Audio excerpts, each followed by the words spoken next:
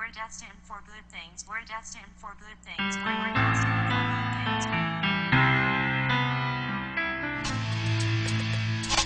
things. All right, hey everybody, welcome to today's episode of the Q2 Theory. It's me, your host, JC, and today we're going to be actually looking at a question that was sent in by Danielle, EP 1995.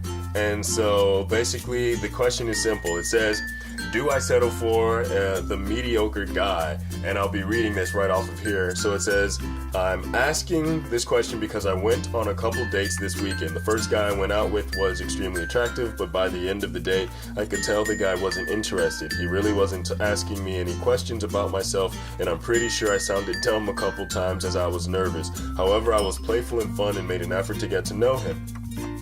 I went on a date last night with a pretty attractive guy, although he was pretty awkward and I felt like he didn't have much relationship experience as he was somewhat quick to rush things. I really couldn't tell if there was a legitimate connection. My point is, I feel like the only guys that like me are the mediocre ones who I don't feel much of a connection with.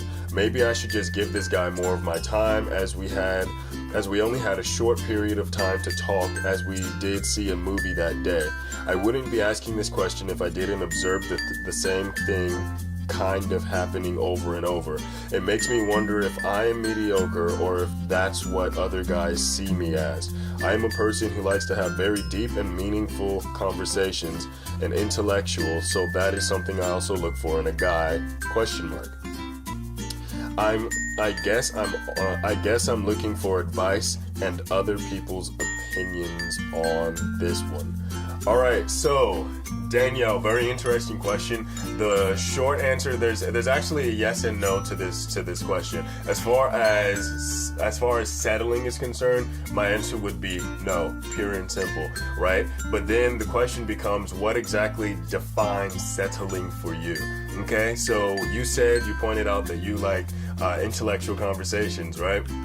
So then an example of settling for you would be, should I settle for a guy who's not intellectually stimulating, right? Well, number one, don't settle, okay? The first thing you've got to realize, and this will help make it easier for you not to settle, is realize that there's an abundance of good guys, right? You might think, man, no, there's not, or there's only the guys I'm not interested in or whatnot, but there's actually an abundance of good guys. The only thing is you haven't met them yet.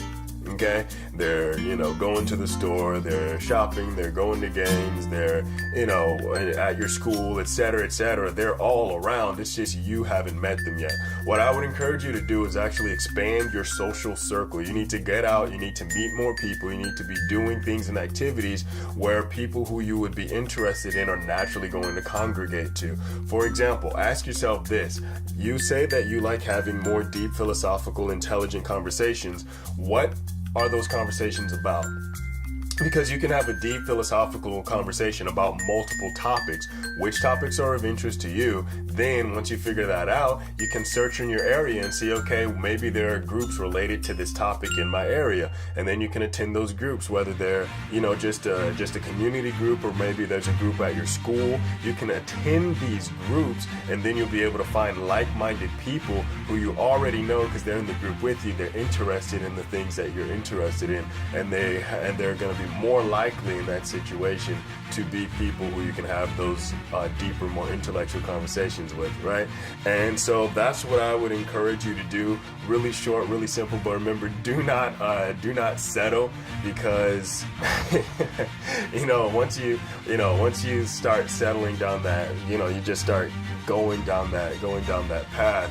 It can actually have negative effects on you. It can have negative effects even on the relationship that you settle for, because you feel like, man, maybe I could have done better. Maybe I could have gotten this, and that's always in the back of your mind. So you're never really going to be able to fully enjoy the relationship that you settle for because you had to settle to get that relationship.